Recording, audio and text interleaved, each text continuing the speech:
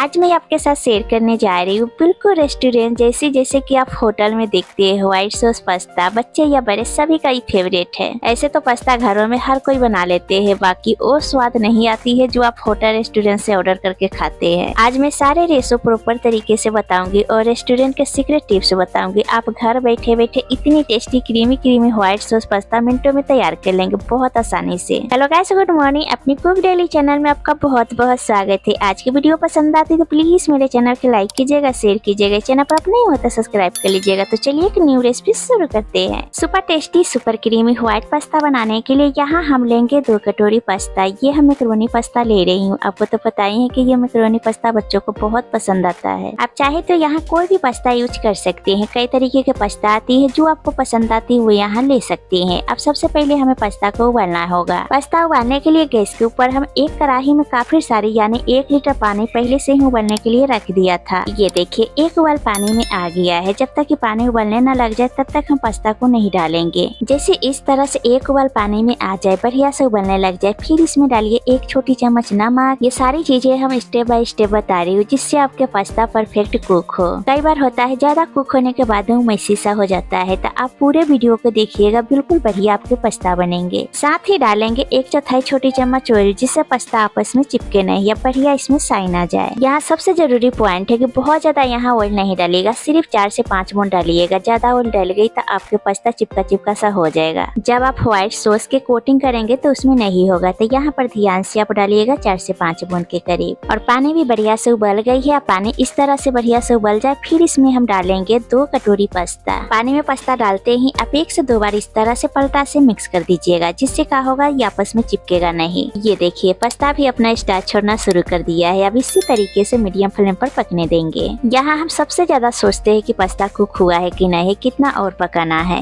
आप यहाँ पर एक पास्ता के पीस उठाइए। इस तरीके से पास्ता के पीस के आप कट करके देखिए। जब आप इसे कटेंगे तब आप देखेंगे तो ये थोड़ा सा व्हाइट सा दिख रहा है। इसका मतलब कि पास्ता 80% पक गया है, अभी इसमें 20% कसर है। इसका मतलब कि ये पास्ता तैयार हो गई है। इससे ज्यादा पकाएंगे तो मैसी सा हो जाएगा। बाकी के कसर बचा हुआ है तो हम व्हाइट सॉस के साथ पकाएंगे। अब हम इसी स्टेज पर गैस को बंद कर देंगे। एक छन्नी में पास्ता को छान लेंगे। ये अभी बहुत गर्म है, गर्म की वजह से पास्ता और पक जाएगा। अब इसको रोकने के लिए ऊपर से हम डालेंगे नॉर्मल पानी। तो यहाँ ज्यादा गर्माहट की वजह से ओवर कुक हो जाता है, वो यहाँ पर रुक जाएगा। ये पूरी तरह से उबल करके तैयार हो गई है पास्ता। अब इसको अभी बनाना चाहते हैं तो बना सकते हैं। अगर आप स्टोर करके इसको रखना चाहते हैं तो इसमें कुछ बूंद ऑयल की आप डाल करके उसको मिक्स करके आप फ्रिज में रख सकते हैं। जब मन चाहे तब इसे आप बना सकते हैं। एकदम यम्मी टेस्टी पास्ता बनाने के लिए यहाँ मैंने ली है कुछ हेल्दी टेस्टी वेजीज। तो यहाँ मैंने ली है एक छोटे साइज के गाजर, जिसको मैंने इस तरह से रफली चॉप कर लिया है। एक बिल्कुल छोटे साइज के प्याज, जिसको रफली कट कर लिया है। एक छोटे साइज के टमाटर में से बीज निकाल करके रफली चॉप कर लिया है। आधा शिमला मिर्च के इस तरीके से कट कर लिया है। यहाँ लगभग 2 चम्मच के करीब उबला हुआ लिया है स्वीट कॉर्न। ये सारी सब्जियां हम अपनी पसंद के ले रही हूँ। आप चाहे तो यहाँ ब्रोकली वगैरह भी डाल सकते हैं, ये चॉइस आपकी है। यहाँ मैंने ली है 7 से 8 लहसुन के कली, जिसको मैंने बारीक कट कर लिया। ये बहुत जरूरी है स्वादिष्ट पास्ता बनाने के लिए। चलिए गैस की तरफ चलते हैं। गैस के ऊपर चढ़ाएंगे एक पैन में मैं डाल रही हूँ 1 छोटी चम्मच बटर। आप चाहे तो ऑयल भी डाल सकते हैं। बटर गरम होते ही सबसे पहले हम डालेंगे प्याज और गाजर। गाजर को हल्का लो टू मीडियम फ्लेम पर भून लेंगे। अब दोनों चीजों को साइड में करेंगे। अब इसमें डालेंगे बारीक कट किया हुआ लहसुन। तो लहसुन आप पहले डाल लीजिएगा, लहसुन डालना हम भूल गए थे गाइस। लहसुन के आप बिल्कुल भी ज्यादा कलर चेंज नहीं कीजिएगा, हल्का सा भून के फिर सब्जी के साथ मिक्स कर लीजिएगा। और गाजर प्याज को भी हल्का सा हमें मीडियम फ्लेम पर भून लेना है। बहुत ज्यादा सब्जियों को कलर चेंज नहीं करना है, न ही ज्यादा हमें भूनना है। 1 मिनट हो गई है, ये आप देख सकते हैं। प्याज गाजर हल्की सॉफ्ट हो गई है। अब हमें इतने तक पकाना है, बस इससे ज्यादा हमें नहीं पकाना है। अब सारी सब्जियां यहीं पर डाल देंगे। कैप्सिकम, स्वीट कॉर्न, टमाटर, और ये कितनी सुंदर रंगी बिरंगी सब्जियां लग रही है। और इसको भी हल्का भून लेंगे। फ्लेम के यहाँ लो टू मीडियम रखेंगे। अगर मेरे चैनल को अब तक सब्सक्राइब नहीं किए तो फटाफट सब्सक्राइब कर लीजिए। साथ ही घंटी के प्रेस करके दबा दीजिए, जिससे आपके पास नोटिफिकेशन जल्दी पहुंच जाएगा। यहाँ शिमला मिर्च वगैरह डालने के बाद में हमें उतने तक पकाना है, फिर हल्की ये सॉफ्ट हो जाए। बिल्कुल पूरी तरीके से नहीं पकाना है, न ही सारी सब्जियां के कलर चेंज करना है। अब सब्जियां फीका न लगे, इसमें डालेंगे आधी छोटी चम्मच नमक और अच्छे से मिक्स कर लेंगे।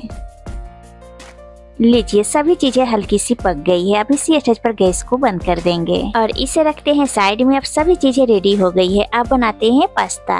पास्ता बनाने के लिए सबसे पहले गैस के ऊपर पैन चाहे कढ़ाई चढ़ाइए और फ्लेम के यहाँ लो रखिए। लो फ्लेम पर हम यहाँ डालेंगे 3 चम्मच बटर। 3 क्यूब्स यानी 3 चम्मच बटर है। बटर के अच्छे से मेल्ट होने देंगे। बटर मेल्ट होते हैं इसमें डाल रही हूँ उसी चम्मच से 3 चम्मच मैदा, जैसे कि मैदा और बटर दोनों रेशो बराबर के रहे। ये सबसे जरूरी टिप्स है, ये आपको कोई नहीं बताएगा। अक्सर प्रॉब्लम आती है पास्ता बनाने में। ये तो पूरी तरीके से पकी नहीं है, बहुत चिपचिपी हो गई और ज्यादा ड्राई हो गई। सॉस के लिए बटर मैदा दोनों चीज परफेक्ट नहीं थी, इसीलिए यहाँ ध्यान रखिएगा बटर और मैदा दोनों चीज बराबर बराबर मात्रा में लीजिएगा, तभी आपके पास्ता बहुत ही परफेक्ट बनेंगे। अब इसको लगातार चलाते हुए हल्का भून लेंगे। बहुत ज्यादा नहीं कलर चेंज करना है, इतना कि इसकी कच्चापन निकल जाए, खुशबू बढ़िया आ जाए। यहाँ फ्लेम के लो रखिएगा, लो फ्लेम पर भुनिएगा। ये जो आटे है बिल्कुल भी जलना नहीं चाहिए। अगर आपको यहाँ थोड़ा बटर कम लगे थोड़ा डाल भी सकते हैं। ऐसे तो यहाँ रेशो हम बराबर लिए है, बिल्कुल भी आपको डालने की जरूरत नहीं पड़ेगी। ये देखिए इसमें झाग भी कम हो गई है, इसका मतलब कि हल्का भून गई है। अब इसी स्टेज पर हम डालेंगे 1 गिलास हल्का गर्म दूध। एक साथ बिल्कुल भी नहीं दूध डालेंगे, थोड़ा थोड़ा करके डालेंगे। जब हम दूध इसमें डालेंगे तो यहाँ विस्कर के इस्तेमाल करेंगे। इस तरह से मिक्स करेंगे। थोड़ा थोड़ा दूध डाल करके लगातार जरूर चलाएंगे, इससे हमारा लम्स फ्री एकदम शाइनी सॉस तैयार हो जाएंगे। जिधर यहाँ बिस्कुट ना हो तो एक पलटा चाहे चम्मच से आप मिक्स कर लीजिएगा। ध्यान रहे यहाँ पर थोड़ी देर के लिए आप गैस को बंद कर दीजिएगा। इससे क्या होगा, इसमें लम्स नहीं पड़ेगा। जब पूरी तरह से लम्स इसमें हट जाए फिर हम पूरे दूध 1 गिलास डाल देंगे। 1 गिलास दूध मतलब यहाँ आधा लीटर दूध लिए हैं। अब यहाँ पलटा से इस तरह से चलाएंगे। फ्लेम के यहाँ मीडियम रखेंगे और 1 उबाल इसमें आने देंगे। अब 1 उबाल आते हैं, इसमें डालेंगे आधी छोटी चम्मच ओरिगेनो, आधी छोटी चम्मच पिज्जा सीजलिंग। यदि आपके पास पिज्जा सीजलिंग ना हो तो पिज्जा सीजलिंग की जगह 1 छोटी चम्मच ओरिगेनो आप डाल दीजिएगा। आधी छोटी चम्मच चिली फ्लेक्स, आधी छोटी चम्मच काली मिर्च पाउडर। इससे बहुत बढ़िया फ्लेवर आता है। ये सारी चीज किसी भी सुपरमार्केट में आपको मिल जाएगा, चाहे तो आप ऑनलाइन भी परचेस कर सकते हैं। बिल्कुल हम लो फ्लेम पर पकाएंगे। ये देखिए कितनी शाइनी सिल्की हमारी सॉस बन रहे हैं। अब इसी स्टेज पर मैं इसमें डाल रही हूँ 2 क्यूब्स प्रोसेस्ड चीज। आप चाहे तो चीज स्लाइस आती है ना, वो भी यहाँ पर डाल सकते हैं। चीज डालने से परफेक्ट एकदम क्रीमी क्रीमी सॉस तैयार होंगे। जो आप होटल रेस्टोरेंट में पास्ता गाढ़ी गाढ़ी क्रीमी देखते हैं ना, बिल्कुल वही पास्ता घर में तैयार होंगे। अब इस तरीके से ग्रेटर से आप कद्दूकस कर लीजिए। एक चीज पूरे हम ग्रेट करके डाल दिए, दूसरे चीज में से थोड़ा बचा लेंगे गार्निशिंग के लिए। अब अच्छे तरीके से लो फ्लेम पर मिक्स करेंगे। ये एकदम क्रीमी क्रीमी सॉस दिख रहे हैं। अब ये कैसे पता चलेगी कि सॉस कितना पका है, परफेक्ट कंसिस्टेंसी बनी रहे, उसके लिए आप लीजिए 1 चम्मच पूरे सॉस में इस तरह से अच्छे से डिप करें और उसके बाद इसके बैक साइड से देखिए, उसके बैक साइड से इस तरह से कोटिंग लग गया है। तो यहाँ समझ जाइए कि अब हमारी कंसिस्टेंसी पूरी तरह से सॉस के तैयार है। सॉस गिरने के बाद में भी एक कोटिंग चम्मच के ऊपर दिख रहा है। आप यहाँ यही याद रखिएगा, कंसिस्टेंसी सॉस के इसी तरह के रखिएगा। और ये देखिए इसका टेक्सचर एकदम क्रीमी क्रीमी स्वादिष्ट तैयार हुई है व्हाइट सॉस पास्ता बनाने के लिए। अब इसी स्टेज पर हम डालेंगे हमारी तैयार सारी सब्जियाँ। अब यहाँ सब्जियाँ को अच्छे तरीके से मिक्स करेंगे। अब हम डाल देते हैं हमारा उबला हुआ पास्ता और पूरे सॉस और सब्जियाँ के साथ धीरे धीरे पास्ता को मिक्स करेंगे ताकि अच्छे से सॉस के कोटिंग हो जाए। आप देख सकते हैं एक एक पास्ता पर कोटिंग परफेक्ट हो गई है। ये ऐसा बिल्कुल भी नहीं है कि पास्ता एकदम मैसी हो गई है, चाहे पास्ता एकदम चिपचिपी सी हो गई है। बहुत ही परफेक्ट बने हैं, आप देख सकते हैं। ये मैं आपको पास से पास्ता दिखा रही हूँ, अंदर तक सॉस अच्छे से भर गई है। अब हम पास्ता को मिक्स करने के बाद में 2 मिनट मीडियम फ्लेम पर और हम पकने देंगे, जो सॉस के फ्लेवर है पूरी तरह से पास्ता में आ जाए। आपको यहाँ पर लगे कि थोड़ा गाढ़ी हो गई है, कोई प्रॉब्लम नहीं है। आप यहाँ पर हल्का गर्म दूध आप डाल करके मिक्स कर लीजिएगा, इससे आपकी कंसिस्टेंसी सही हो जाएगा। बस पूरी तरीके से पास्ता रेडी हो गई है, बहुत ही स्वादिष्ट बनी है। अब चलिए फटाफट एक थाली में सर्व कर लेते हैं। कितनी यम्मी एक एक पास्ता पर सॉस के कोटिंग है।